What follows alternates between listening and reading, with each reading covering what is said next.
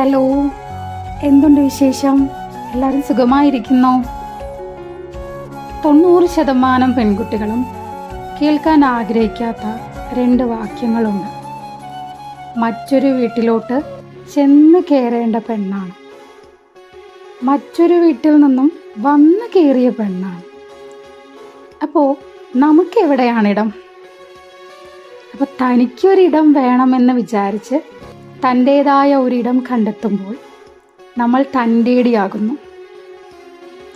ഇനി നമ്മുടെ അഭിപ്രായങ്ങളായി പറയുമ്പോൾ നമ്മൾ അഹങ്കാരിയാകുന്നു.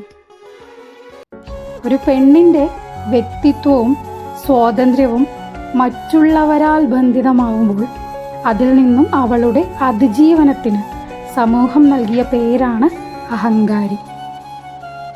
എന്നുവെച്ച് തൻ്റേടിയോ അഹങ്കാരിയോ ആവാതിരിക്കാൻ നമ്മുടെ ഇഷ്ടങ്ങളും നമ്മുടെ അഭിപ്രായങ്ങളും മാറ്റിവെക്കേണ്ടതില്ല.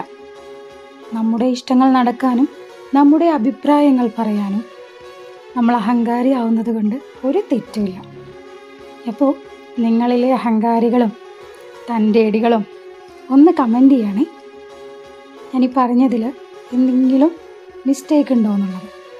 കാരണം നമ്മൾ ജീവിക്കേണ്ടത് നമുക്ക് വേണ്ടിയാണ്, അല്ലാതെ മറ്റുള്ളവർക്ക് വേണ്ടിയല്ല. സോ കുറച്ച് അഹങ്കാരവും കുറച്ച് തൻ്റേടവും ആവശ്യമാണ്, അല്ലേ? എല്ലാവർക്കും നല്ലൊരു ദിനം നേരുന്നു. അപ്പോൾ തൻ്റേടികളും അഹങ്കാരികളും ഇവിടെ കാണാം.